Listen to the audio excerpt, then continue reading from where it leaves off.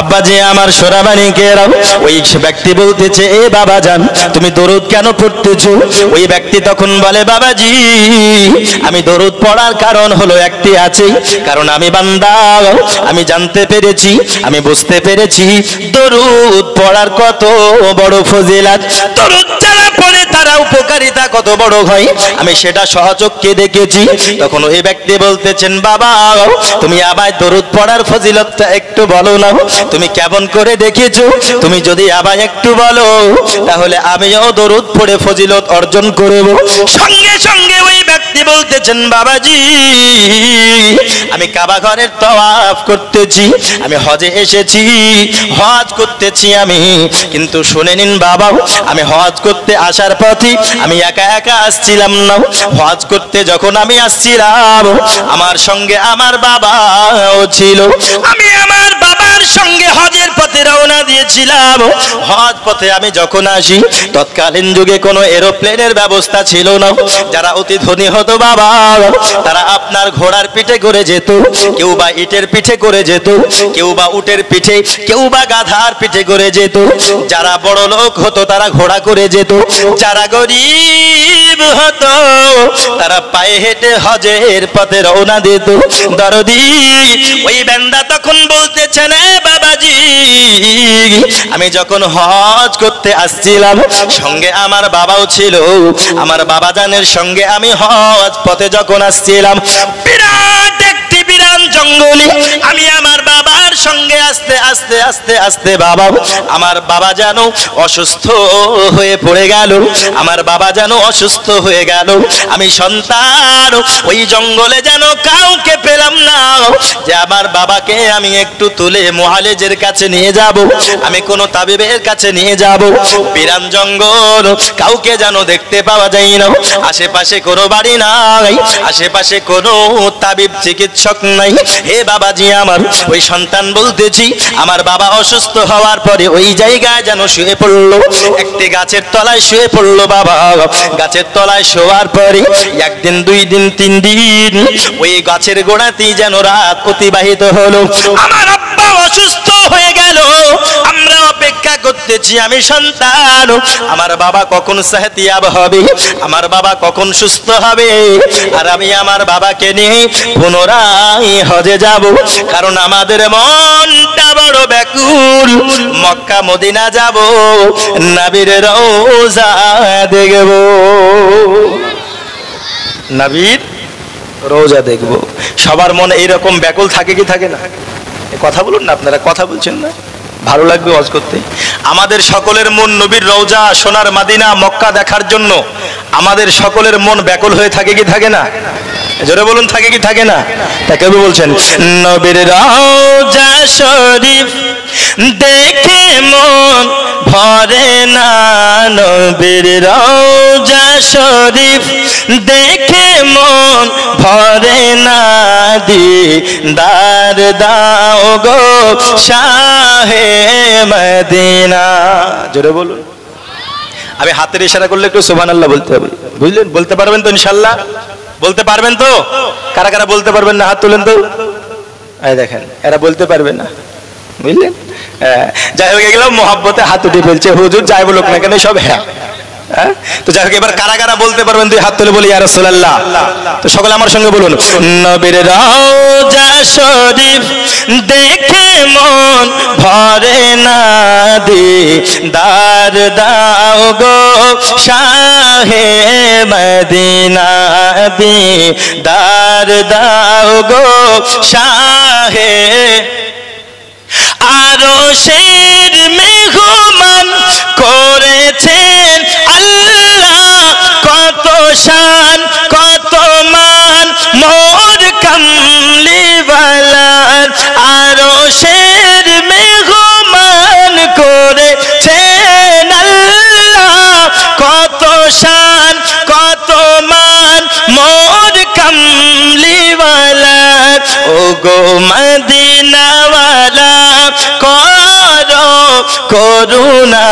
জোরে বলুন, ও গো মদিনাওয়ালা করো করুণা, দিদার দাও গো শাহে শাহে মদিনা দিদার দাও গো শাহে মদিনা নবীর রওজা শরীফ আপনারা আমার সঙ্গে পারলে বলুন সুরে সুর মিলিয়ে নবীর রওজা শরীফ দেখে মন নাদি দার দাও গো শাহে জালি মুবারক দেখিলে এক নজর নূরেতে ঝলমল করবে ভিতর জালি মুবারক দেখিলে এক নজর নূরেতে ঝলমল করবে ভিতর ও গো সিরাজ মুনির কাছে ডাক দাও না জোরে বলুন ও গো সিরাজ মুনির কাছে ডাক দাও না দিদার দাও গো শাহে মদিনা জোরে বলুন সুবহানাল্লাহ হে বাবাজি আমার ওই সন্তান তখন বলতেছি আমি আমার বাবার সুস্থতার দিকে আমি যেন লক্ষ্য করি কিন্তু আমার বাবা সুস্থ হয় না বরং আরো যেন অসুস্থ হয়ে পড়ে ওরে আমার বাবাজি যারা আমার নবীর প্রতি আমরা দরুদ পড়তে পারি না আমরা যারা নবীর প্রতি দরুদ পড়াকে কৃপণতা মনে করি দরদি আমরা যারা দরুদ পড়তে কৃপণতা করি আর যারা দরুদকে আমরা বেদাত বেদাত করি ওরে আমার বাবা ওই সন্তান তখন বলতেছি আমার বাবার দিকে লক্ষ্য করলাম আমার বাবা যেন আরো গুরুতর অসুস্থ হয়ে গেল এমন অবস্থা হয়ে গেল এত অবস্থা খারাপ হয়ে গেল একজন ব্যক্তি বাবা 3-4 দিন ধরে অসুস্থ হয়ে পড়ে থাকলে যেই রকম হয় হঠাৎ করে জানো ওই ব্যক্তি আপনার বাবা জানো মৃত্যু শয্যায় সজ্জিত হয়ে গেল ওই সন্তান তখন বলতেছি আমার বাবা যখন অসুস্থ হয়ে মৃত্যু শয্যায় সজ্জিত হয়ে গেল এমন তো অবস্থাতে যেন মৃত্যুর অপেক্ষায় রয়েছি আর সুস্থ হওয়ার আশা নাই এখন শুধু যেন ইসরাইলের অপেক্ষাতে আমার আব্বা রয়েছে বলে আমার দরদি ওই বাবা তখন এমন অবস্থা হয়ে যাওয়ার পরে ইসরাইল যখন চলে আসলো বাবা যখন তার রূহটাকে পা থেকে শুরু করে খিস্তে খিস্তে হাঁটু পর্যন্ত নিয়ে আসলো তারপরে টানতে টানতে বুক পর্যন্ত নিয়ে এসেছি এমন করে ওই সন্তান ওই বাবার কষ্ট হয় এমন কষ্ট হলো এত কষ্ট হলো সারা মুখ যেন কালো কুচ্ছিত হয়ে গেল এবং প্রাণটা যখন বেরিয়ে গেল সন্তান তখন বলতেছে আমার বাবা যখন মারা যায় একজন কাফের ব্যক্তি ইন্তেকাল করার সময় মুখটা যেমন কালো কুচ্ছিত হয়ে যায় একজন গুস্তাখে রাসূল ব্যক্তি যখন ইন্তেকাল করার সময় যেই রকম চেহারা হয়ে যায় আমার বাবার যেন চেহারাটা কালো কুচ্ছিত হয়ে গেল আমার বাবার পেটটাও এত ভাবে ফুলেছে যেন হাড়ির মতো হয়ে গেল আমি সন্তান অবাক হয়ে গেলাম বলি আল্লাহ তুমি আমার বাবাকে এই রকম কষ্ট দিতেছো আমার বাবা তো পৃথিবীর জমিনে তেমন কোনো ইবাদত করতে পারেনি তেমন কোনো আমল করতে পারেনি ওগো মাবুদ আল্লাহ তার জন্য তুমি এত বড় কষ্ট আমার বাবাকে দিচ্ছ ওরে আমার দরদি সন্তান বলে আমার বাবার চেহারাটা কালো হয়ে গেল আমার বাবার পেটটা যেন ধামার মতো ফুলে গেল আমি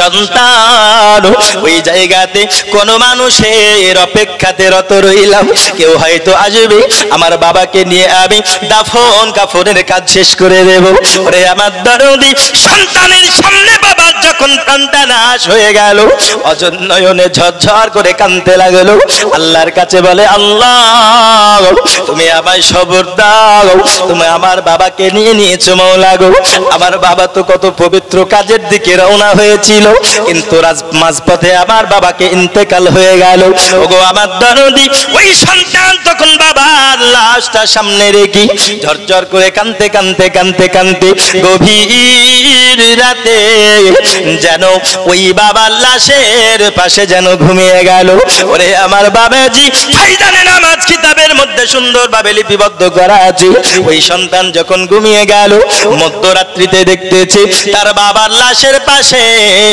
যেন দরদি নবীজি হাজির হয়ে যায় আরো জোরে হবে না সুবহানাল্লাহ নবী আমার হাজির হয়ে গেলেন।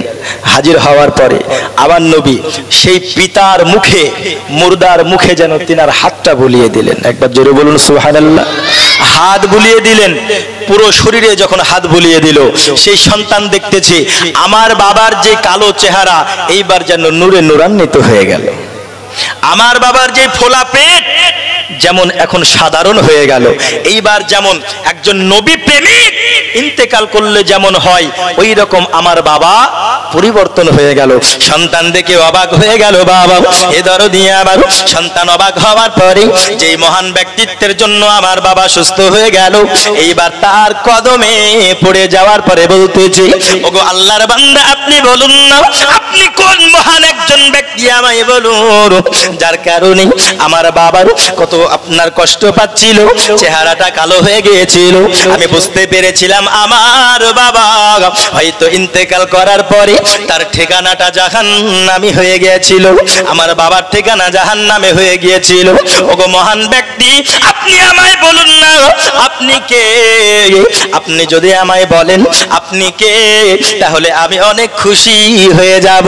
তখন আমার নবী বলতেছেন, এ আবার আল্লাহর বান্দা, পৃথিবীর জমিনে কোন জালসাতে তুমি যখন গেছো, তুমি যখন কোন মসজিদে গিয়েছো, তুমি যখন কোন মিলাদে গিয়েছো, প্রতিনিয়ত হাদিস কোরআনের জায়গাতে যেই নবী মুহাম্মাদের নাম তুমি শুনেছো আর তুমি মনে করেছো তুমি তার উম্মত, আমি হলাম তোমার সেই নবী মুহাম্মদ, তোমার সেই নবী মুহাম্মদ, আমি তোমার বাবার কাছে এসেছি।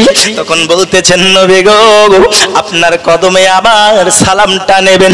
ইয়া রাসূলুল্লাহ আপনার জিয়ারতটা হওয়ার পরে আমি বান্দা বড় সৌভাগ্যবান। ওগো আমার নবী আমি তো জানি আমার বাবা পৃথিবীতে কোনো ভালো কাজ করে নাই, আমি তো জানি আমার বাবা পৃথিবীর বুকে কোনো আপনার ভালো কাজ করে নাই, যার জন্য হয়তো ইন্তেকালের সময় তার চেহারাটা কালো হয়ে গিয়েছিল, হয়তো ইন্তেকালের সময়তেই তার পেটটা অনেক ফুলে গিয়েছিল। ওগো আমার নবীজি আপনি আমায় বলুন না আমার বাবা কি এমন আমল করেছে যার কারণে আপনি স্বয়ং নবীজি তিনি এসেই আমার বাবাকে যেন স্বাভাবিক করে দিয়েছেন। ওগো নবীজি আমায় বলুন। তখন নবী আমার বলে, ওরে আমার উম্মত তুমি শোনো, তোমার বাবা পৃথিবীতে যেই রকম কোনো ভালো কাজ করে নাই, সেই রকম কোনো আমল করে নাই, কিন্তু তুমি শোনো আমি নবী এমনি এমনিতেই আসি নাই। ওগো আমার উম্মাত তুমি আমার কাছে শোনো, তোমার বাবা কি এমন আমল করেছিল। ওরে আমার উম্মাত শোনো, তোমার বাবা কোন জায়গাতে যদি যেত, মসজিদে বলো বা কোন জায়গাতে বলো, হাদিস ও কোরআনের আলোচনার জায়গা হোক, কোন জানাজাতে হোক, কোন আপনার জালসার মাহফিলে হোক না কেন, কোন মিলাদের ফাতিহা খানের ব্যবস্থাতে হোক না কেন, তোমার বাবা যেই জায়গায় যেত ওই জায়গায় যখন আমি নবীর প্রতি দরুদ পড়া হতো, তোমার আব্বা ভালোবেসে মুহাব্বাতে ঝুমঝুম আওয়াজে আমি নবীকে হাজির ও নাজির মনে করি, মুহাব্বাতে আমি নবীর উপরে দরুদ পড়তো। আমার ফারেস্তা মণ্ডলী ওই দরুদ আমার কাছে নিয়ে যেত। মিশকাত শরীফের হাদিস, কেউ যদি আমার নবীর উপরে মুহাব্বাত করে দরুদ পড়ে বাবা, ফারেস্তা মণ্ডলী ওই দরুদ আমার নবীর কাছ পর্যন্ত পৌঁছিয়ে দেয়। আর নবীর প্রতি যাদের জানমালের থেকে বেশি মুহাব্বত থাকে, আরে তাদের দরুদ আমার স্বয়ং নবী শ্রবণ করে। ওরে আমার উম্মত, তোমার বাবা আমার প্রতি যেই দরুদ পড়তেছিল, ফেরেশতারা যখন আমার কাছে পৌঁছিয়ে দেয়, আমি নবীর কাছে যখন পৌঁছাই, আমি নবীজি তোমার বাবার মুহাব্বতের দরুদ কবুল করে নিয়েছিলাম। আর আমি নবীজি যে আমাকে মুহাব্বত করবে, যে আমাকে ভালোবাসবে, আরে সেই ইন্তেকালের সময় কষ্ট পাবে, আমি রহমাতাল লিল আলামিন কেমন করে সহ্য করতে পারি, যার জন্য তোমার বাবা কষ্ট পাচ্ছিল। আর আমি নবীজি এসে তোমার বাবাকে আমার মুহাব্বত করার কারণে তোমার বাবাকে জাহান্নামী থেকে জান্নাতি বানিয়ে দিলাম। বলে কেন? কারণ তোমার বাবা আমি নবীর প্রতি দরুদ পড়েছে, আমি নবীকে ভালোবেসেছি। জোরে হবে না সুবহানাল্লাহ? কেন? আমি নবীর প্রতি দরুদ পড়েছি, নবীকে ভালোবেসেছে। কেন ভালোবাসবে না?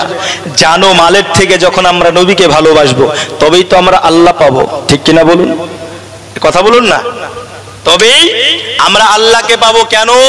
কারণ কোরআন বলে কুল ইন কুনতুম তুহিব্বুনাল্লাহ ফাত্তাবিউনি ইউহিব্বুকুমুল্লাহ ওয়া ইয়াগফির লাকুম যুনুবাকুম আল্লাহু গফুরুর রহিম।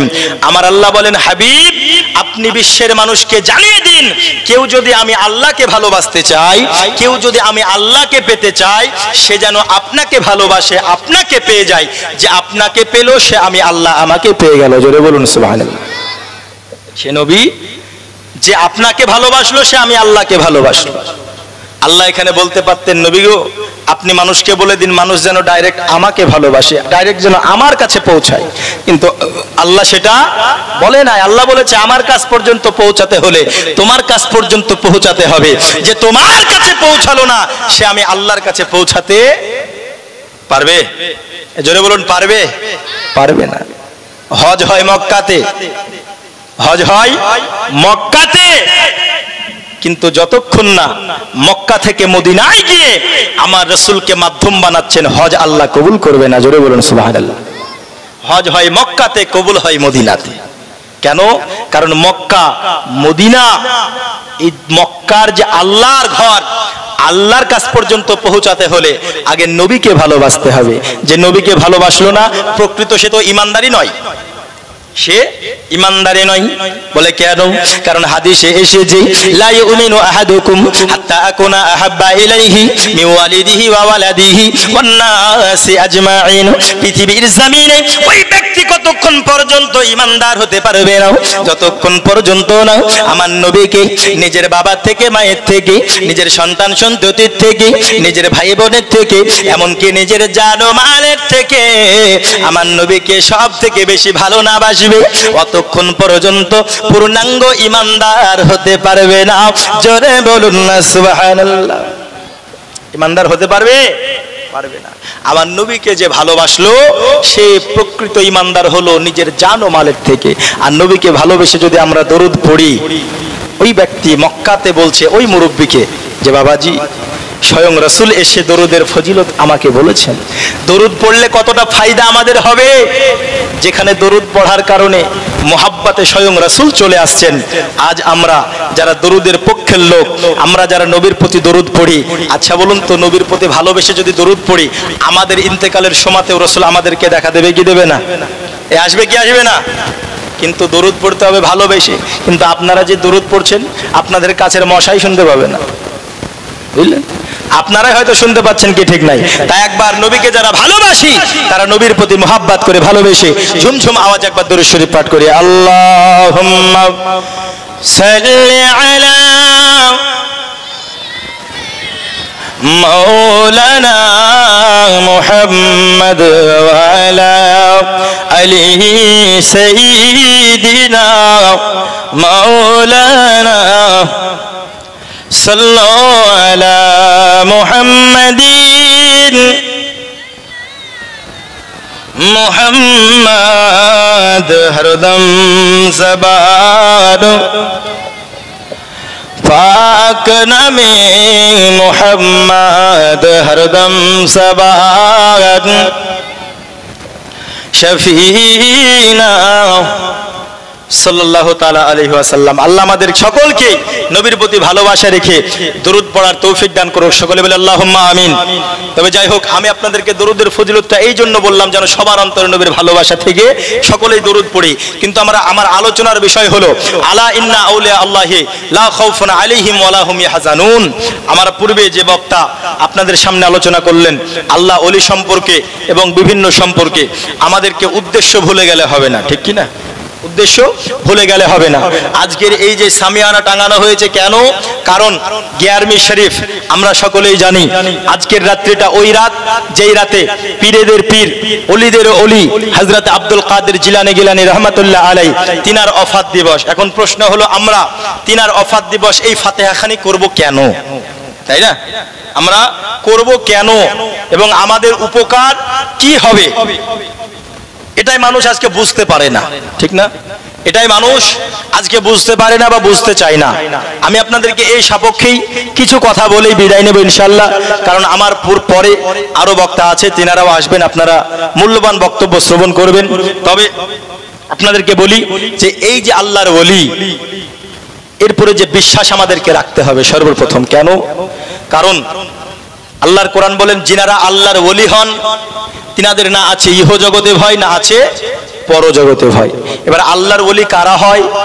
আল্লাহর ওলি হচ্ছে আল্লাহর ইবাদত করে, অপরিহার্য ইবাদত করার পরে একাধিক নফল ইবাদত করে করে করে করে আল্লাহর নৈকট্য যারা হাসিল করে স্বয়ং আল্লাহর বন্ধু তারা হয়ে যায়। জোরে বলুন সুবহানাল্লাহ। আর যিনারা আল্লাহর হয়ে যায় তাদের দুনিয়াতেও ভয় নাই, আখিরাতেও ভয় নাই। আর এই রকম আল্লাহর হাজারো বুজুর্গ বান্দাদের হাজারো আল্লাহর ওলিদের সরদার, সমস্ত ওলিদেরও ওলি হচ্ছেন গাউসে আজম হযরত আব্দুল কাদের জিলানী রহমাতুল্লাহ আলাইহি। জোরে বলুন সুবহানাল্লাহ।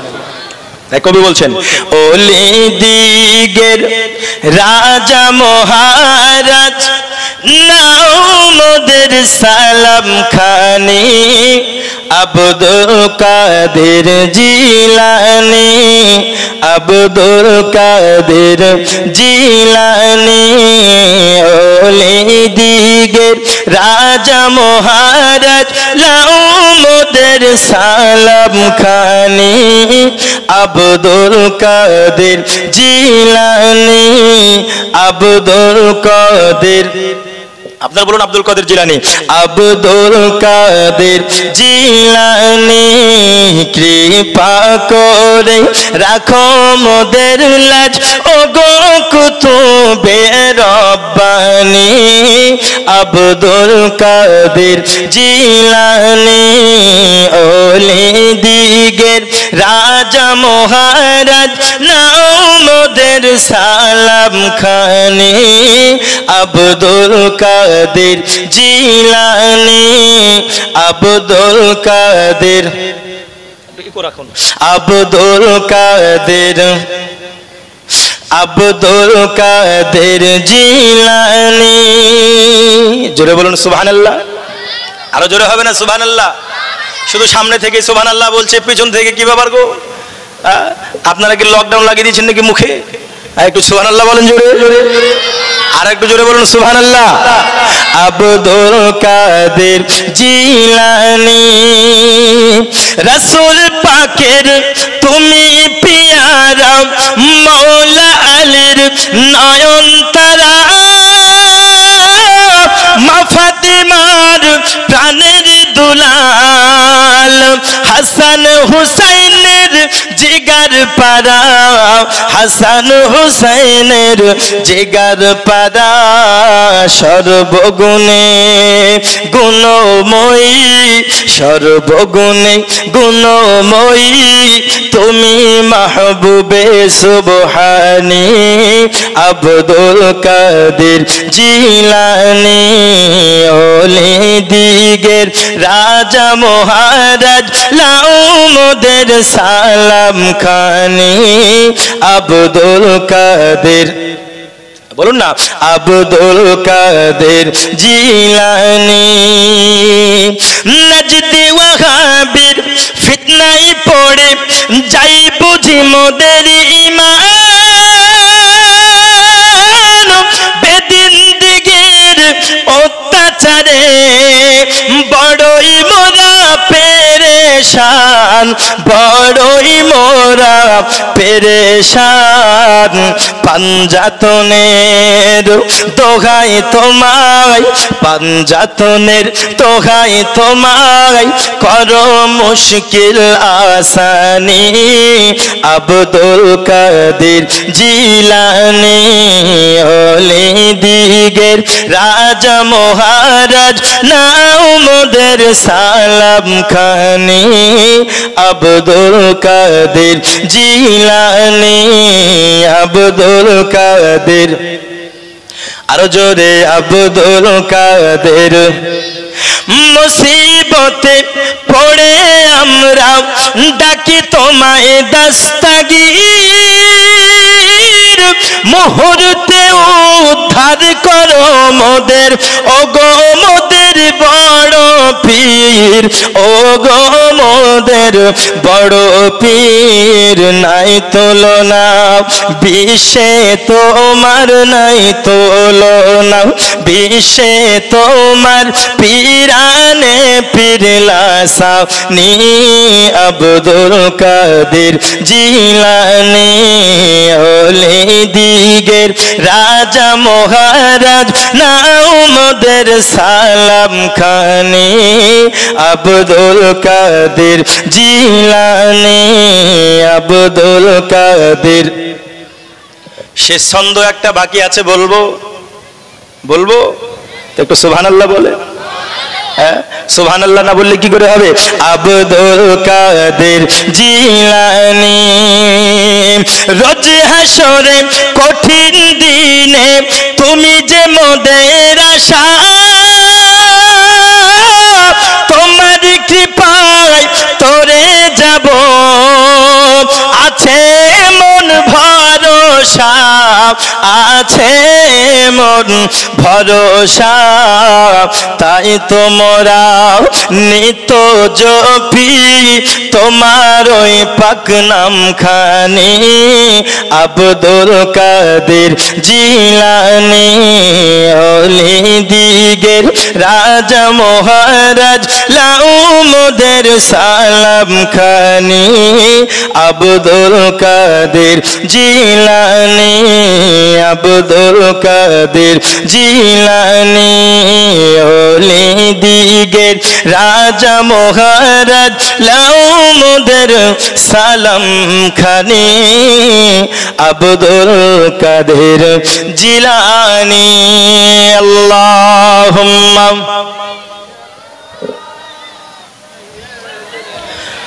মাওলানা মুহাম্মদ ওয়া আলা আলি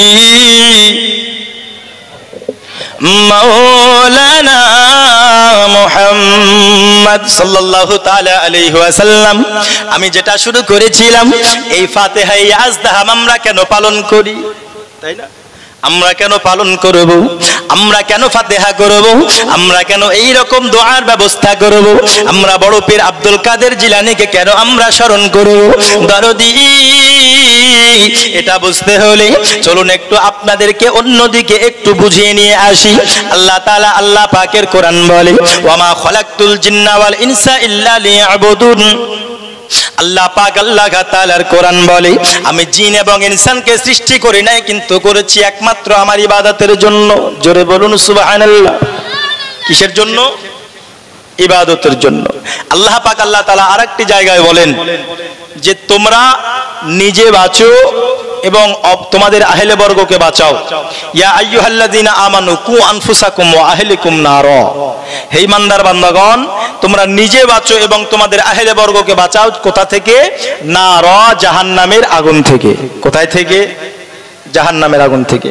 আচ্ছা, আমরা পৃথিবীর বুকে মানুষ যারা আছি, এর মধ্যে কেউ বেঈমান, কেউ ইমানদার, কেউ গুনাহগার ইমানদার, কেউ বেঈমান গুনাহগার, এইরকম বিভিন্ন স্তরের মানুষ আছি না নাই? একটু জোরে কথা বলতে হবে, আছি না নাই? আছি। কথা বললেন, এই যে মাঝে আপনার বাংলাদেশের চরের মতন ফাঁকা কেন জি? একটু আগে আসেন না জি। মেলাতে? ও আচ্ছা আচ্ছা, ভিজা আছে না, ও তার জন্য বলি।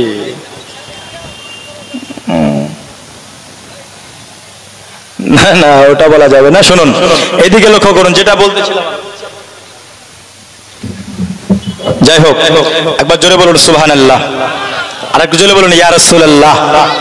তো মানুষরা আমরা যারা আছি, কাল হাসরের ময়দানে, মাহাশরের প্রান্তরে আমাদের বিচার হবে কি হবে না? জোরে বলুন, হবে কি হবে না? বিচার ইমানদারের হবে না বেঈমানের হবে জানেন? বিচার হবে শুধু ইমানদারের, বেঈমানের কোনো বিচার নাই।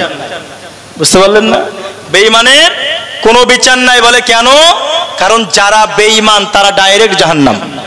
যারা বেঈমান তারা ডাইরেক্ট জাহান্নাম। বিচার কার হবে? বিচার মানে কি? যে ওর নেকি কম নাকি গুনাহ কম, ও জান্নাতে যাবে, ওর মানে কি করে যাবে, এটাই হচ্ছে তার বিচার, তাই না? কিন্তু বেঈমান যারা হবে পৃথিবীর জমিনে, লক্ষ্য করুন, পৃথিবীর বুকে অনেক মানুষ আছে, বিশেষ করে মুসলিম ব্যতীত যারা আছে, আমাদের ইসলাম ধর্মে যারা বিশ্বাসী রাখে না, তাদেরকে তো আমাদের ইসলাম ধর্মের পরিভাষায় ইমানদার বলা যাবে না। এবার আমাদের মুসলমানের মধ্যে ৭২-৭৩টা ভাগ আছে, আছে না নাই? ৭৩টা ভাগ আছে, কিন্তু রাসূল সাল্লাল্লাহু আলাইহি ওয়াসাল্লাম বলেন জান্নাতে যাবে কটা? একটা। কুল্লুহুম ফিন্নার। এইবার লক্ষ্য করুন, যে একটা দল থাকছে জান্নাতি, ওই এক দলেরই কিন্তু বিচার হবে, হিসাব নিকাশ হবে। এবার বাদবাকি কুল্লুহুম ফিন্নার, সবাই জাহান্নামে চলে যাবে। বলে কেন? কারণ ওরা তো ঈমানই নাই, ওদের ঈমানই তো নাই, তো ওরা জান্নাতের তারা আশা কি করে করতে পারে? জান্নাতের কোনো আশা ভরসা তো তাদের নাই, ওরা ডাইরেক্ট জাহান্নামে চলে যাবে। এইবার কি করে হবে? এইবার ৩ প্রকার ভাবে আমরা মুসলমান পরিত্রাণ পাবো। জোরে বলুন সুবহানাল্লাহ। কয় প্রকার ভাবে? ৩ প্রকার ভাবে। বলে কেমন করে হুজুর? আমি আপনাদেরকে বলতে চাই বাবা, আরে আমার আব্বাজি, যারা যে ৩ প্রকার হবে দরদি, এই ৩ প্রকার যারা পরিত্রাণ ৩ রকম ভাবে পাবে, এই ৩ রকম ভাবে পরিত্রাণ পাওয়ার জন্য যেই একটি বিষয় কম্পালসারি আছে, অবশ্যই অপরিহার্য থাকতে হবে, সেটা হলো ৩ প্রকার ব্যক্তিত্বের জন্য ঈমান। জোরে বলুন সুবহানাল্লাহ। কি থাকতে হবে? ঈমান থাকতে হবে। বলে কেমন করে? ৩ প্রকারের মধ্যে ১ নম্বর প্রকার হলো কারা? আরে আমার দরদি, ১ নম্বর প্রকার যারা জান্নাতে যাবে যেই প্রকার ভাবে, তারা হলো এই রকম, আমার আল্লাহ পাক আল্লাহ তাআলা তাদেরকে যদি তিনার দয়ায় ক্ষমা করে দেয়, তবে তারা জান্নাতে যাবে। জোরে বলুন সুবহানাল্লাহ। কি করে বললাম? আল্লাহ যদি তিনাদেরকে জান্নাতে দিয়ে দেয় ক্ষমা করে। কথা বুঝতে পারলেন? হ্যাঁ। কেন ক্ষমা করবে না? আল্লাহ তো রহমানুর রহিম, আল্লাহ গফুরুর রহিম, সাত্তার ও গাফফার। আল্লাহর দয়ার সীমার, আল্লাহর যে রহমত, আল্লাহর যে দয়া, সে দয়ার কোনো সীমা আছে? জোরে বলুন, সীমা আছে কি? নাই।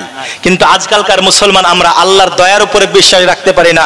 কিছু মানুষ এইরকম এখন বলে যে রে এত পাপ করেছি, আমরা কি জান্নাতে যাব? আল্লাহকে আমাদেরকে ক্ষমা করবে, এরকম বলে না? আল্লাহর দয়ার উপরে সন্দেহ রাখে কি রাখে না? বলে না গো, এরকম বলে যে আল্লাহ কি আমাদেরকে ক্ষমা করবে? ও আল্লাহর দয়ার উপরেই সন্দেহ করে দিল, তাহলে আল্লাহ তোমাকে কি করে ক্ষমা করবে বলো?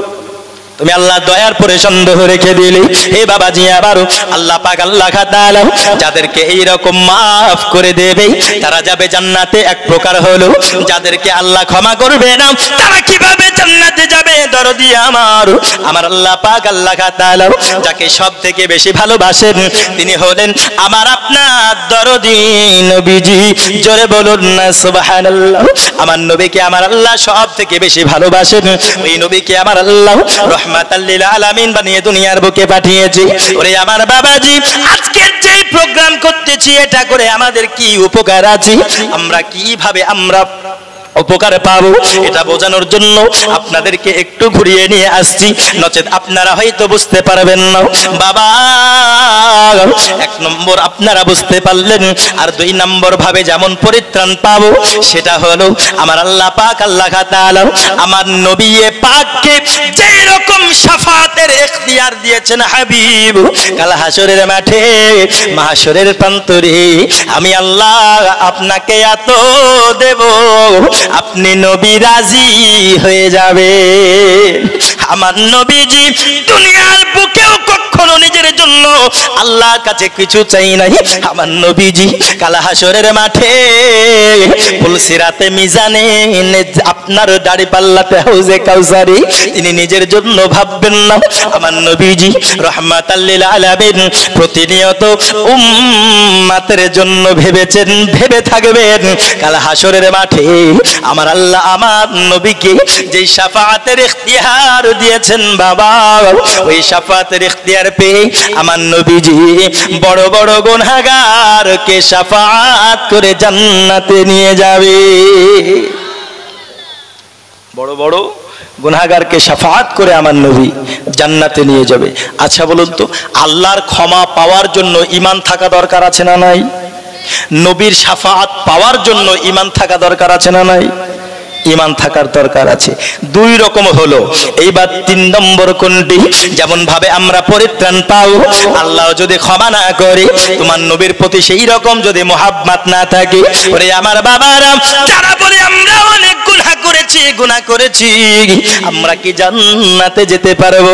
দরদি, তোমার যদি নবীর প্রতি ভালোবাসা থাকে, তোমার যদি নবীর প্রতি মোহাব্বত থাকে, আমার নবী পাক সাল্লাল্লাহু তাআলা আলাইহি ওয়াসাল্লাম তিনি বলতেছেন, কাল হাসরের মাঠে, মাহশরের প্রান্তরে আমার শাফাআত কোন ছোট ছোট গুনাহগারের জন্য হবে না, আমার শাফাআত সামান্য গুনাহগারের জন্য হবে না, আমি নবীর শাফাআত বড় বড় পাহাড় সমান গুনাহগারের জন্য হবে। জোরে বলুন না সুবহানাল্লাহ। পাহাড় সমান যতই গুনাহ করি না কেন, নবীর শাফাআত পেতে হলে দরদি নবীকে জানো মালের থেকে ভালোবাসতে হবে, নবীর প্রতি দরুদ পড়তে হবে, নবীকে নূরুন আলা নূর মানতে হবে। এ বাবাজি, আবারও আমার নবীও যদি শাফাআত না করে, তাহলে 3 নম্বর প্রকার কেমন করে পরিত্রাণ পাবো? 3 নম্বর পরিত্রাণের কারণ হলো বাবাজি আমরা বান্দা যাদের গুনাহ থাকবে, তারা জাহান্নামের আগুনে তাদের গুনাহ মাফ হওয়া পর্যন্ত তারা জাহান্নামের আগুন ভোগ করবে। কথা বুঝলে? তাদের যতটা গুনাহ থাকবে, ততটা গুনাহ থাকা পর্যন্ত তারা জাহান্নাম থাকবে, জাহান্নামের আগুন তারা ভোগ করবে। যত জাহান্নামের আগুনে তারা পড়বে, তাদের গুনাহও কমতে থাকবে। কথা বুঝতে পারলেন? তাদের গুনাহও কমতে থাকবে। মনে করুন ঈমান আছে, তারপরে গুনাহ আছে। এইবার যদি ও আল্লাহ তাকে না মাফ করে, যদি তাকে রাসূল শাফাআত না করেন, 3 নাম্বার পরিস্থিতিতে এটা সবথেকে কম সংখ্যার হবে, এটা সবথেকে কম সংখ্যার হবে। তার যত গুনাহ থাকবে, আপনি যত গুনাহ করেছেন, ওই সমস্ত গুনাহর ভাগ, গুনাহর সাজা জাহান্নামের আগুনে পুড়ে ভোগ করে যখন আপনার গুনাহ ফুরিয়ে যাবে, তখন আপনাকে হাউজে কাউসারের পানিতে ধৌত করে আবার আপনাকে জান্নাতে দিয়ে দেওয়া হবে। জোরে বলুন সুবহানাল্লাহ। আর জোরে হবে না সুবহানাল্লাহ? আপনাকে পুনরায় আবার জান্নাতে দেওয়া হবে। কিন্তু 3টে প্রকারের জন্য ঈমান লাগলো কি লাগলো না? জোরে বলুন, লাগলো কি লাগলো না? ঈমান লাগলো। আর ঈমান আমাদের মধ্যে নিয়ে আসতে হলে কি করতে হবে? ইয়া আইয়ুহাল্লাযিনা আমানু। আমার এই আমানু সম্পর্কের বক্তব্য আপনারা ইউটিউবে শুনে নেবেন, 786 জামালি মিডিয়া। আমানু ঈমানওয়ালা, এই আমানু ঈমানদার হতে গেলে আলিফে আল্লাহকে মানতে হবে, মিমে মুহাম্মদকে মানতে হবে, নুনে সমস্ত নবীগণকে মানতে হবে এবং ওয়াওয়ে সমস্ত ওলিগণকে মানতে হবে। জোরে বলুন সুবহানাল্লাহ। মানতে হবে কেন? কারণ যিনারা আল্লাহর ওলি হন, তিনাদের না আছে ইহ জগতে ভয়, না আছে পরজগতে ভয়। আরে শাফাআত শুধু রাসূল করবেন না, আমার রাসূল সাল্লাল্লাহু আলাইহি ওয়াসাল্লামের হুকুম পাওয়া পরে, আমার আল্লাহর হুকুম ইজাজত পাওয়ার পরে বড় বড় আল্লাহর ওলিরাও তিনাদের যারা মুরিদ থাকবে, বলুন তিনাদের যারা চাহনেওয়ালা থাকবে, তিনার যারা ওয়াফাদার থাকবে, আল্লাহর নবীর সেই গুনাহগার বান্দাদেরকে নবী আল্লাহর চাহনেওয়ালারাও জান্নাত নিয়ে যাবে। জোরে বলুন সুবহানাল্লাহ। আল্লাহ তাদেরকে ইখতিয়ার দেবে। বলে কেমন করে? হে বাবাজি, আমার হযরতে ওয়াইস করুনের নাম শুনেছেন? শুনেছেন না? ওয়াইস করুনের নাম শুনেছেন? এর নিজের স্বচক্ষে জিন্দেগিতেও আমার নবীকে দেখেনি, স্বচক্ষে জীবনেও আমার নবীকে দেখেনি, কিন্তু তার মুহাব্বতের অন্তরে আমার নবীকে হাজার হাজার বার দর্শন করেছেন। জোরে বলুন সুবহানাল্লাহ। আমার নবীকে কোনদিন জীবনে স্বচক্ষে না দেখার কারণে হওয়ার পরেও আমার নবী সাহাবাদেরকে ডেকে বলতেছেন, হে আমার সাহাবা, আমি যখন ইন্তেকাল করে যাব, তবে আমার এই জুব্বা মোবারকটা করণ দেশের ওয়াইস নামক একজন আমার প্রেমিককে তোমরা দেবে, আমার প্রেমিককে দেবে এবং তুমি তাকে বলবে, ওগো ওয়াইস করণী, আপনাকে নবী জুব্বা পাঠিয়েছে, এই জুব্বা পরিধান করার শর্তে তুমি আল্লাহর কাছে একটু যেন আমার গুনাহগার উম্মতের ক্ষমা চেয়ে নেয়। নবী বলে পাঠাচ্ছে কি, যে এই জুব্বা পরার শর্তে আল্লাহর কাছে যেন ওয়াইস করণী আমার গুনাহগার উম্মতের শাফাআত করে নেয়। জোরে বলুন সুবহানাল্লাহ। তাহলে আল্লাহ ওয়ালারা গুনাহগার উম্মতকে শাফাআত করবে কি করবে না? করবে। হযরতে ওয়াইস করুনি তিনি যখন জুব্বা পরার জন্য একটু সাইডে গেলেন সাহাবার কাছ থেকে, আল্লাহর কাছে সিজদায় পড়েছেন, আল্লাহকে বলছেন, আল্লাহ গো, তোমার হাবিব তো আমাকে জুব্বা পাঠিয়েছেন, আল্লাহ আমি কি পরবো? ওয়াইস করুনির কাছে গায়েবী আওয়াজ আসে, বলছেন, ওয়াইস করুনি তুমি পরো। হযরতে ওয়াইস করুনি তিনি বলছেন, আল্লাহ আমি অতক্ষণ পরবো না যতক্ষণ না তুমি আমার নবীর উম্মতকে মাফ করে দিচ্ছ। জোরে বলো, যতক্ষণ না মাফ করে দিচ্ছ। তো হযরতে ওয়াইস করুনি আল্লাহর বান্দা ছিলেন, আল্লাহর মাহবুব ছিলেন। এই মাহবুবের ফরমাইশেও আল্লাহ গুনাহগার উম্মতকে মাফ করে দিচ্ছেন।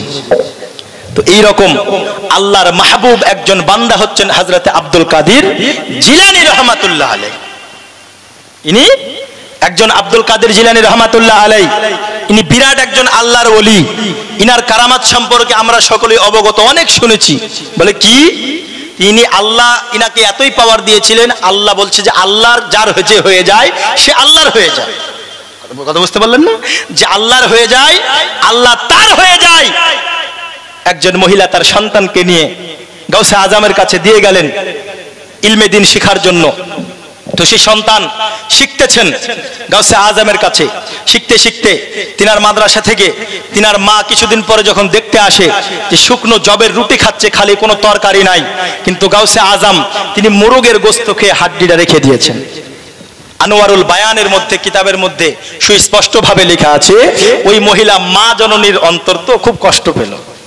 আব্দুল কাদের জিলানীকে বলছেন, হুজুর আমার সন্তানকে আপনার কাছে দিয়ে গেছে, আমার সন্তান তো শুকিয়ে গেছে, না খেতে পেয়েও তো শুধু রুটি খাচ্ছে, কোনো তরকারিটাও নাই, আর আপনি মুরগের গোস্ত খাচ্ছেন। সঙ্গে সঙ্গে হযরত আব্দুল কাদের জিলানী রাহমাতুল্লাহ আলাইহি তিনি আপনার হাড্ডিগুলো নে কুম্বি ইজনিল্লাহ বলে যখন ফুঁক দিয়ে দিয়েছেন, সেই আপনার মুরগ আবার জীবিত হয়ে যেন উঠতে লেগেছে। জোরে বলুন সুবহানাল্লাহ। এই ক্ষমতা দিয়েছেন কে? এমনি এমনি আল্লাহ দেয়নি। ইবাদত করে করে আল্লাহর নৈকট্য হাসিল করতে হয়েছে, ঠিক কি না? নৈকট্য হাসিল করতে হয়েছে। তো আমরা এই মজলিসে এসে বসেছি কেন? ফায়েজ ও বরকত পাওয়ার জন্য, ঠিক কি না? ফায়েজ ও বরকত পাওয়ার জন্য। আচ্ছা বলুন তো, আল্লাহর রহমত, আল্লাহর ফায়েজ, আল্লাহর বরকত আছে না নাই? এগুলোর প্রতি আমরা বিশ্বাস রাখি কি রাখি না? রাখি। আজ দেখুন কেমন করে একটা এক্সাম্পল দিই। যারা হাদিস সংকলন করেছেন, যারা হাদিসের বিশ্লেষণ করেছেন, ইমাম আবু হানিফা থেকে শুরু করে ইমাম বুখারী রাহমাতুল্লাহ আলাইহি থেকে শুরু করে যারা হাদিসের কিতাব লিখেছেন, এমন করে করে হাদিস যারা সংকলন করেছেন, এরা আল্লাহর প্রিয় বান্দা ছিলেন কি ছিলেন না? জোরে বলুন না। প্রিয় বান্দা ছিলেন। তো এই প্রিয় বান্দাদের প্রতি আল্লাহর খাস রহমত, খাস বরকত, ফায়েজ থাকে কি থাকে না? থাকে।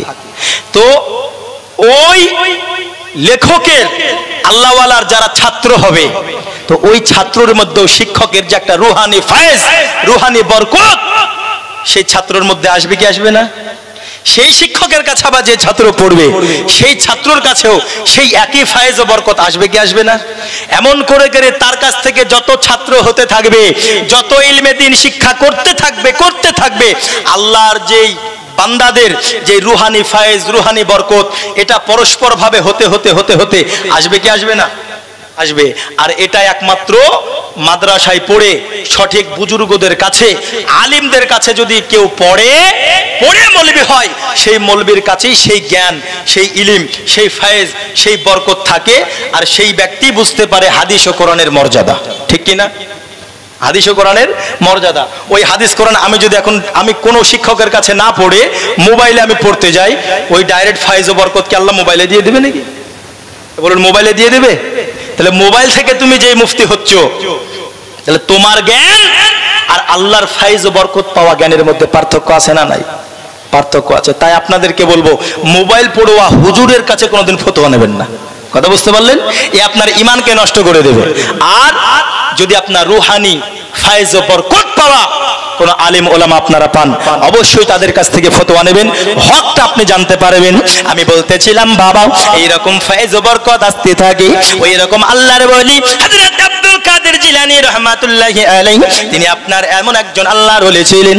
আজ আমরা যখন এইখানে এসেছি, আমরা যারা তিনার ফাতিহাতে অংশগ্রহণ করেছি, যারা দোয়াতে অংশগ্রহণ করব, এইরকম আব্দুল কাদের জিলানী রাহমাতুল্লাহি আলাইহি তিনি আপনার আল্লাহ পাক আল্লাহ তাআলা হযরত আব্দুল কাদের জিলানী রাহমাতুল্লাহি আলাইহি তিনি যখন জান্নাতে প্রবেশ করবেন, হযরত আব্দুল কাদের জিলানী রাহমাতুল্লাহ আলাইহি কাল হাশরের মাঠে, মাহশরের প্রান্তরে তিনি বলবেন, আল্লাহ আমি জান্নাতে যাব না।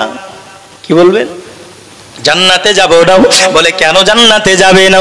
তখন হযরত আব্দুল কাদের জিলানী রাহমাতুল্লাহি আলাইহি তিনি বলেছেন, ওরে আমার আল্লাহর নবীর উম্মতেরা শোনো, হযরত আব্দুল কাদের তিনি বলতেছেন আমি আব্দুল কাদের জিলানী আমি কথা দিলাম কিয়ামতের শেষ সকাল পর্যন্ত কাদেরি তরিকাতে যারা থাকবে আমি আব্দুল কাদের তাকে না নিয়ে জান্নাতে যাব না।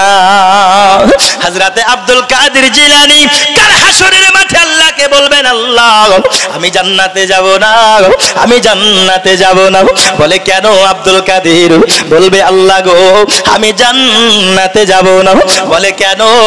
কারণ আমি আব্দুল কাদের জিলানী রহমাতুল্লাহ আলাইহি আমার জন্য ওই জচ্ছিদাম গ্রামে ওই যৎপরমন্দপুর গ্রামে আমার ফাতিহাতে যারা অংশগ্রহণ করেছিল, যারা আমার ওসিলা নিয়েছিল, যারা আমাকে স্মরণ রেখেছিল আল্লাহ তারা আমার যারা স্মরণ রেখেছিল, যারা আমার কথা মনে রেখেছি, আমার যারা ফাতিহা খানি করেছি ওগো মাওলা তারা সবাই আমি আব্দুল কাদের জিলানীকে ভালোবেসে ওই মাহফিলে এসেছিল।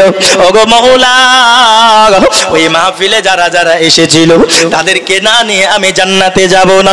আল্লাহর প্রিয় বান্দা আব্দুল কাদের যখন এই কথা বলবে আমার আল্লাহ বলবেন এ আব্দুল কাদের যাও যাও যাও তোমার যাকে ইচ্ছা হয় তাকে নিয়ে তুমি জান্নাতে চলে যাও, তাকে নিয়ে তুমি জান্নাতে চলে যাও। আমরা যে এইখানে অংশগ্রহণ করেছি তা আমাদের কথাও গাউসে আজম কাল হাসরের মাঠে মাহশরের প্রান্তরে মনে রাখবে কি রাখবে না? জোরে বলুন রাখবে কি রাখবে না? মনে রাখবে, সে বিশ্বাস আমাদের আছে। বলে কেন?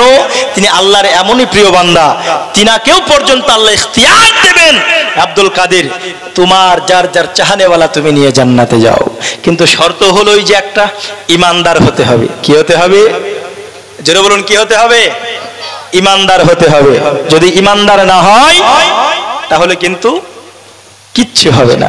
ও যে ডাইরেক্ট জাহান্নাম বলে দিলাম না, হ্যাঁ ডাইরেক্ট জাহান্নামে চলে যাবে, কোনো হিসাবই তো তাদের হবে না, তাদের কোনো হিসাব হবে না, তারা ডাইরেক্ট জাহান্নামে যাবে। তাই ইমানটা মজবুত রাখুন। ইমান মজবুত রাখতে হলে নবীকে ভালোবাসা দরকার, আছে না নাই? জোরে বলুন আছে না নাই? নবীকে ভালোবাসতে হবে অন্তরে। কোথায়? অন্তরে। এই অন্তর, এই যে মোহাব্বত করার জায়গা, মানুষের বলে মন এমন একটি জায়গা যে ভালোবাসা মানুষকে দেখানো যায় না। দেখানো যায় কি? দেখানো যায় না। কিন্তু আজকালকার অবস্থা হয়ে গেল আমরা মুসলমান শুধু মুখেই বলি নবীকে ভালোবাসি, বুঝলি, শুধু মুখেই বলি নবীকে ভালোবাসি, কিন্তু নবী যেগুলো করেছে আমরা তো করি না। হ্যাঁ, নবী জিন্দেগি তো নামাজ ছাড়েননি, কিন্তু আমাদের মধ্যে দেখুন কত মানুষ আছে ও দিনের পর দিন রাতের পর রাত নামাজ ছেড়ে দিচ্ছে, আছে না নাই? আবার বলছে নবীকে ভালোবাসি, ও বলছে নবীকে ভালোবাসি। মহিলারাও বলছে আমরা নবীর দিওয়ানি, বলছে নামাজ পড়তে পারবো না, বুঝলে। হ্যাঁ, আমরা বলছি আমরা নবীকে ভালোবাসি, কিন্তু নবী যে পায়গাম নিয়ে এসে দিলেন যে হে মা বোনেরা তোমাদের জান্নাত হচ্ছে তোমাদের স্বামীর পায়ের তলে, আরো স্বামীর সাথেই 24 ঘন্টা ঝগড়া করে না। তো এই গ্রামের মহিলারা মনে খুব ভালো নাকি গো? হ্যাঁ, সব দিককার মহিলারাই খুব ভালো, যাক আলহামদুলিল্লাহ। গত পরশুদিন ছিলাম আপনার ওই নগড়া জল, বুঝলেন, তো ওই দিককার মহিলা জালসাতে গিয়েছি, বুঝলেন, জালসাতে গিয়েছি তো সুবহানাল্লাহ, ওই দিককার মহিলারা খুব ভালো। এত বলছি হে মা বোনের আপনারা চুপ করেন গো, এত সুন্দর, ওরা চুপই করছে না, বুঝলেন, মনে হচ্ছে ওরাই ওয়াজ করতে এসেছে আর আমি শ্রোতা হয়ে এসেছি, এতেই হচ্ছে অবস্থা। তো নবীকে ভালোবাসতে হলে থাকতে পারে মদিনা হাজার হাজার কিলোমিটার দূর, কিন্তু মদিনাওয়ালা আমাদের অন্তরে থাকতে হবে, আছে ঠিক কিনা? আমাদের অন্তরে থাকতে হবে। তাই কবি বলছেন সোনার মদিনা বহু দূরে, কিন্তু মদিনাওয়ালা আমার অন্তরে। জোরে হবে না সুবহানাল্লাহ? যাদের অন্তরে নবী আছে তারা কখনো চুপ করে থাকবে না। আমার সঙ্গে বলুন সোনার মদিনা বহু দূরে, কিন্তু মদিনাওয়ালা আমার অন্তরে।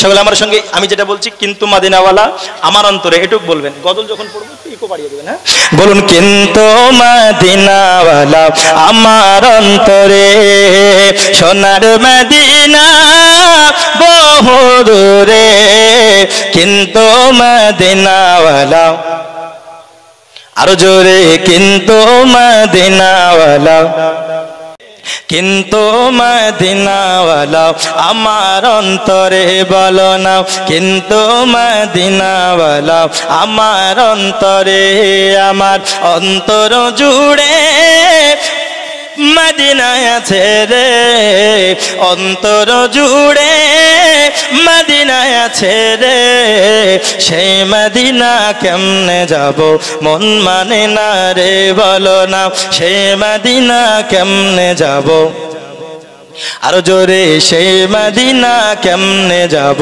মন মানে না রে, যে গিয়েছে একবার সোনার মদিনা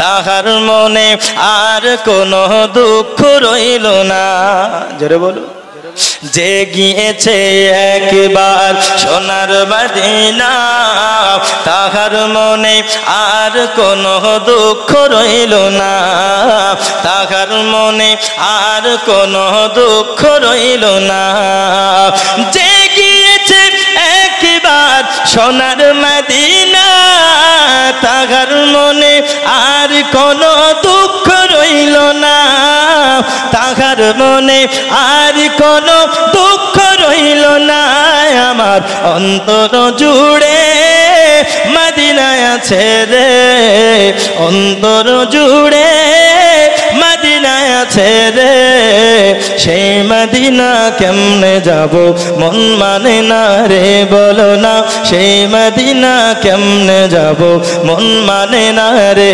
বলুন সোনার মদিনা বহু দূরে কিন্তু মদিনাওয়ালা,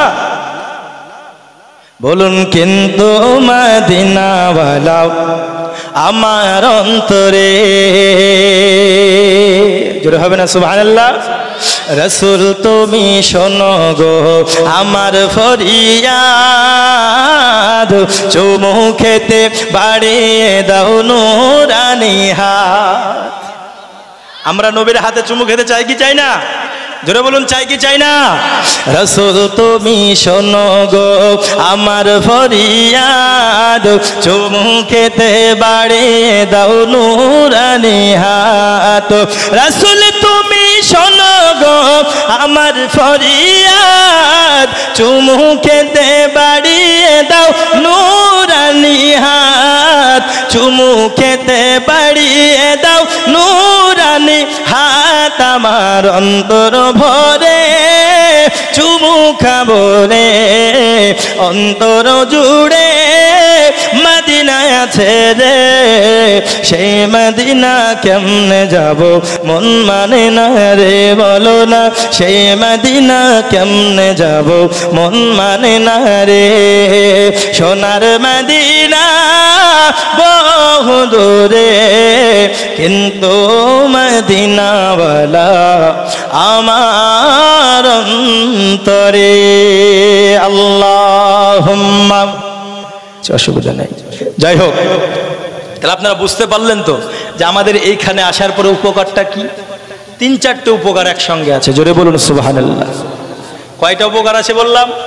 3-4টে উপকার আছে। যে একটু ভালো করে গুছিয়ে বসুন, আমার পরে যে বক্তা আসছে এই নিয়ে আবার তুখড়া বক্তা, বুঝলেন, বুলেট বক্তা, কোনো সমস্যা নাই, আরো সুন্দর লাগবে শুনতে। হ্যাঁ, তো যাই হোক, ধৈর্যের ফল মিষ্টি হয়, কথা বুঝতে পারলেন তো? তো ধৈর্য ধরে বসুন ইনশাল্লাহ। কি উপকার? তো প্রথম কথা হলো, আমরা যে আলোচনা শ্রবণ করছি, আল্লাহর বলুন, আল্লাহর নবীর বলুন, আল্লাহর অলির বলুন, এই বুজুর্গ এবং ইহরো ব্যক্তিদের আলোচনা করা, আলোচনা শোনাও হলো নেকির কাজ, জোরে বলুন সুবহানাল্লাহ। আলোচনা নেকির কাজ। বলে 1 ঘন্টা কেউ যদি এইরকম ভাবে গুফতাগো করে হাদিস ও কোরআনের, তো সারা রাত্রি দাঁড়িয়ে দাঁড়িয়ে নফল নামাজ পড়ার থেকেও বেশি সওয়াব পাওয়া যাবে। তাহলে আমরা তো নিম্ন প্রায় 2 ঘন্টা হয়ে গেল নাকি গো আমাদের আশা, আবারও আসছেন পরবর্তী বক্তা, আমরা কত বসে আছি, তাহলে আমাদের নেকি হচ্ছে কি হচ্ছে না? নেকি হচ্ছে। আমরা নবীর গুণগান গাইছি, ঠিক না? নাতে রসুলও পড়ছি। তো নাতে রসুল পড়া হচ্ছে সাহাবার সুন্নাত, আর নাতে রসুল শ্রবণ করা হচ্ছে স্বয়ং রসুলুল্লাহর সুন্নাত, জোরে বলুন সুবহানাল্লাহ। তা আমরা রসুলের সুন্নাতও পালন করছি, সাহাবার সুন্নাতও পালন করছি। নবীর কথা চর্চা করার পরে আমাদের নেকি হচ্ছে না গুনাহ হচ্ছে? যেই জায়গায় যা হাদিস ও কোরআনের আলোচনা হয় সেটি জান্নাতের বাগান হয়ে যায়। কিসের বাগান? তা আমরা এখন জান্নাতের বাগানে বসে আছি না কলা বাগানে বসে আছি? তো জান্নাতের বাগানে বসে থেকে আমরা খুশি না বেজার? একটু কমিয়ে দিন ভলিউমটা। আমরা সকলেই অত্যন্ত আনন্দিত। লাভ হচ্ছে কি হচ্ছে না? লাভ হচ্ছে। আল্লাহর ওলিদের যে আলোচনা আমরা করছি, আল্লাহর বুজুর্গ বান্দাদের আলোচনা করাও হলো একটা সওয়াবের কাজ। এবং এই যে গাউসে আজমের বিশেষ করে খাসুল খাস আজকে জিনার উদ্দেশ্যে আমরা এসেছি, বড় পীর আব্দুল কাদের জিলানী রহমাতুল্লাহ আলাই, তিনার শরণার্থে দোয়ার উদ্দেশ্যে আমরা যে এখানে এসেছি।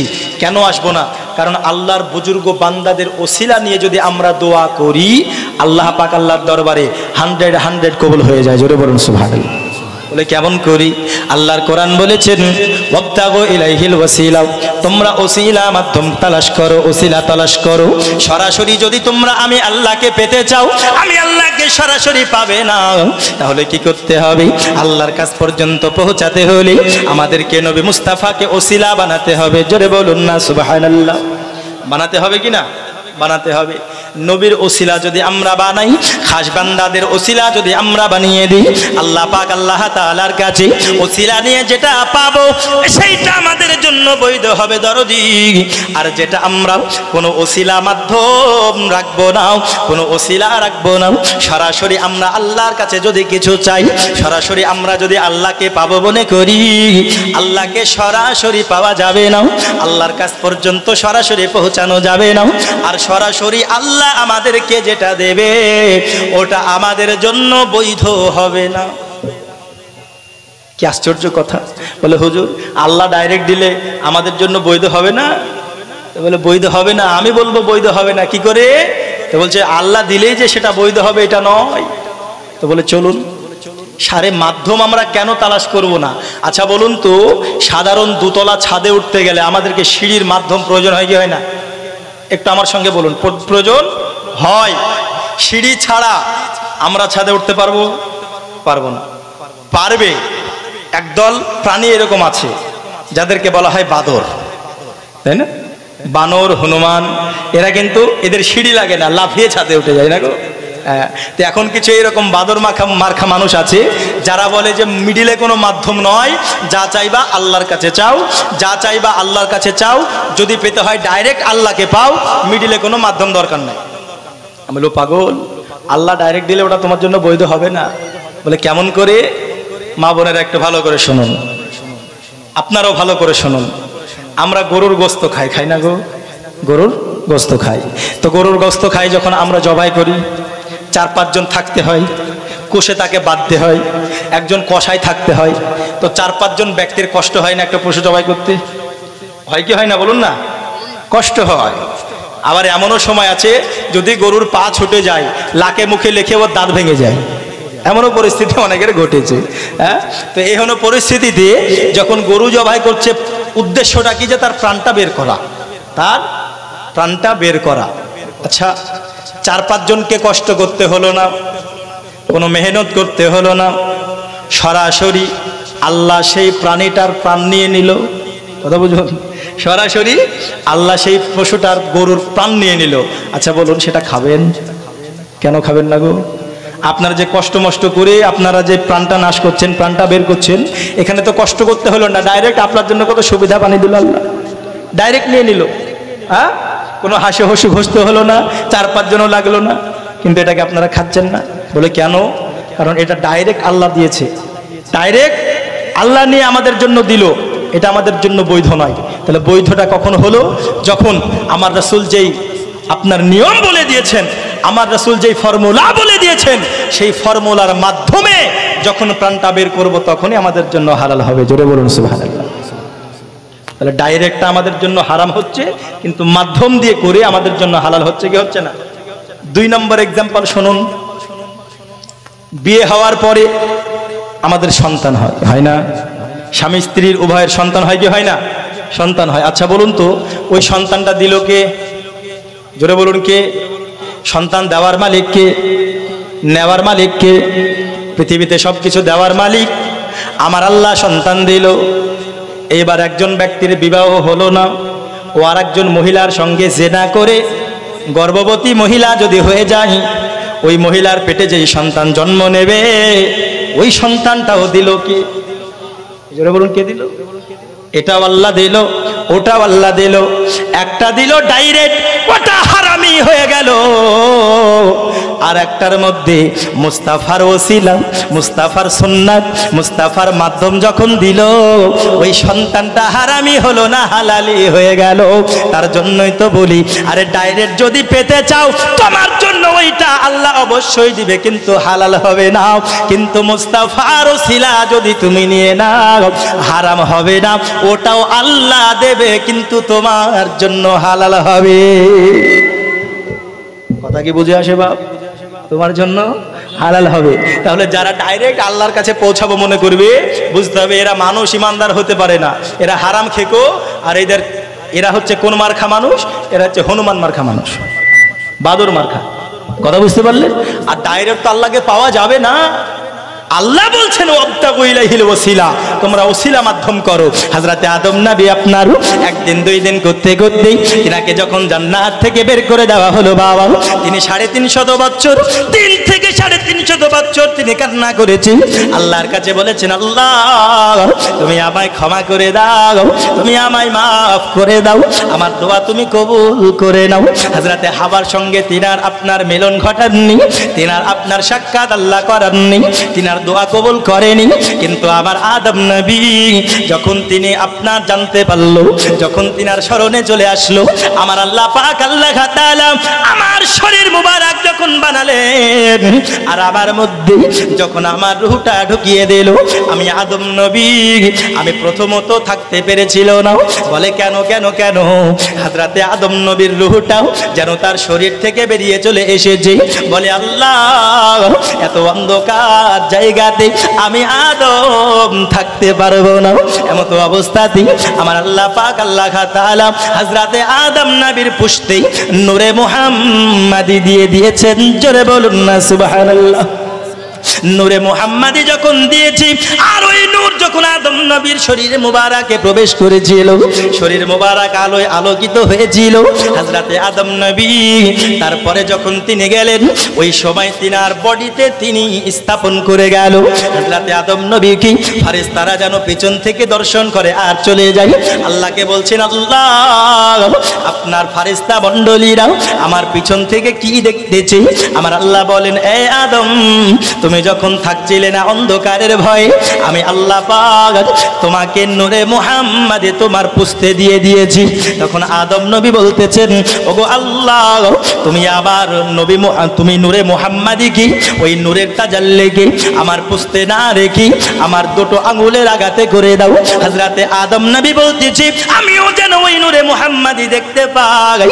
আল্লাহ পাক আল্লাহ তাআলা সঙ্গে সঙ্গে যখন দুটো বৃদ্ধ আঙ্গুলে দিয়ে দিয়েছিল, হযরতে আদম নবী কুররাতু বিআইনিকা বলে আপনার আমার নবীর নূরকে চুম্বন খাওয়ার পরে যখন চোখে লাগিয়ে দেয়, তারপর থেকে আমার নবীর নূরে মুহাম্মাদি নূর হযরতে আদম নবীর পেশানিতে চমকায়, পেশানিতে চমকায়। কথা বুঝতে পেরেছেন? তো হযরতে আদম নবী স্মরণ করলো, আমাকে যখন জান্নাতের মধ্যে প্রবেশ করানো হচ্ছিল, আমি জান্নাতে যেন দেখতে পাই আমার আল্লাহর নামের পাশে যেন কোনো একজন ব্যক্তির নাম লেখা আছে। বলে কি নাম? হযরতে আদম নবী চিন্তা করলেন, ওইখানে লেখা আছে লা ইলাহা ইল্লাল্লাহ মুহাম্মাদুর রাসূলুল্লাহ। আর জোরে হবে না সুবহানাল্লাহ? তাই কবি বলছেন, বেহেশতের লতায় লতায় পাতায় পাতায় নবীর নাম, আর সে আল্লাহর নামের পাশে নূর নবীর মনোকাম। জোরে বলুন সুবহানাল্লাহ। বেহেশতের দরজাতে জানালাতে পাতায় পাতায় যেখানে দেখছেন আল্লাহর নাম, তার পাশেই হলো নবীর নাম। যেখানে আল্লাহর নাম আর তার পাশেই নবীর নাম। কিন্তু এখন কিছু মানুষ বলছে, মৌলবি হয়ে বলছে, আমি 6 মাস ধরে রিসার্চ করে লা ইলাহা ইল্লাল্লাহ খুঁজে পাইনি। শুনেছেন? লা ইলাহা ইল্লাল্লাহ মুহাম্মাদুর রাসূলুল্লাহ খুঁজে পাইনি। হায়রে কপাল মন্দ, চোখ থাকতে বন্ধ যাদেরকে বলা হয়। তাই কবি বলছে কি, বেহেশতের লতায় লতায় পাতায় পাতায় নবীর নাম, আরশে আল্লাহর নামের পাশে নূর নবীর মনোকাম, নূর নবীর মনোকাম। আল্লাহ বেহেশত বানালেন নবীকে চিনাতে, আল্লাহ হাসর করিবেন নবীর শান বোঝাতে। হে বাবাজি আমার, হযরতে আদম নবী তিনি যখন স্মরণে চলে আসলো, আল্লাহর নামের পাশে যার নাম আমি দেখতে পেয়েছিলাম, আমি তো মনে করেছিলাম আল্লাহর সর্বপ্রথম নবী হলাম আমি আদম নবী। যদি আল্লাহর সব থেকে মোহাব্বতকারী আমি আদম হতাম, তাহলে আল্লাহর নামের পাশে আমি আদমের নাম থাকতো। আল্লাহর সব থেকে প্রিয় বান্দা যদি আমি হতাম, তাহলে হয়তো আল্লাহর নামের পাশে আমার নাম থাকতো। কিন্তু না না না, আমি দেখেছি জান্নাতের চৌকাঠে আল্লাহর নামের পাশে আমার নবী মুহাম্মাদের নাম।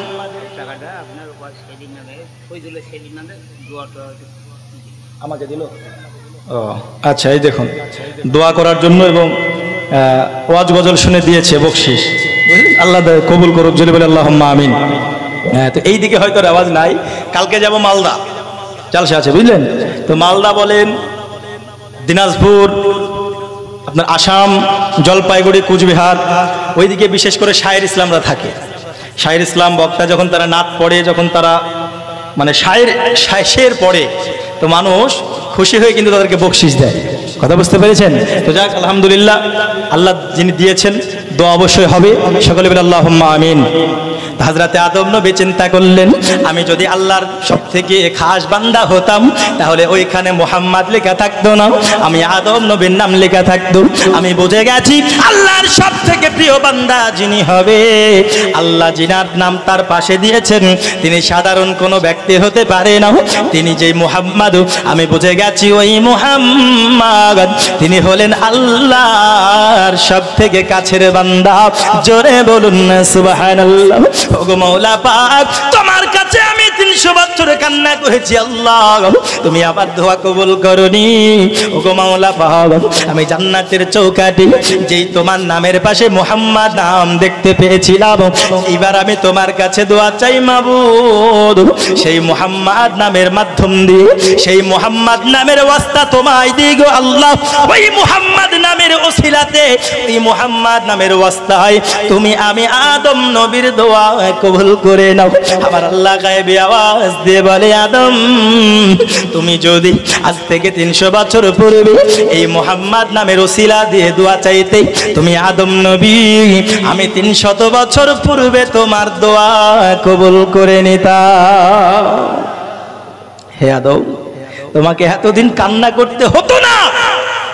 আদম নবীর দোয়া আল্লাহ কবুল করেনি, কিন্তু যখনই নবী মুস্তাফার দোহাই দিয়েছে, আল্লাহ দোয়া কবুল করে নিয়েছেন। তাহলে মুহাম্মদ নামের ওসিলা নিয়ে দোয়া করা হলো হযরতে আদম নবীর সুন্নাত। জোরে বলুন সুবহানাল্লাহ। আমাদের আদি পিতাকে আদম নবী, আদি পিতা আদম নবী। আদমকে না মেনে কেউ মুসলমান হতে পারবে? জোরে বলুন, হতে পারবে কি? হতে পারবে না। আমি প্রথমেই বলেছি, আলিফ আল্লাহ মিমে মুহাম্মদ, নুনে সমস্ত নবীগণকে মানতে হবে। তার মধ্যে আমাদের প্রথম যেই নবী এসেছেন তিনি হচ্ছেন হযরতে আদম আলাইহিস সালাম। তো এই নবীকেও মানতে হবে কি হবে না? এই নবীকে বলছে আমাদের আদি পিতা, বাপ বলে মানছে, কিন্তু বাপ যেটা করেছে সেটার উল্টে কাজ, তাই না গো? মানে বাপের যে উল্টো চলে, সে বাপের কেমন সন্তান হতে পারে চিন্তা করে দেখেছেন?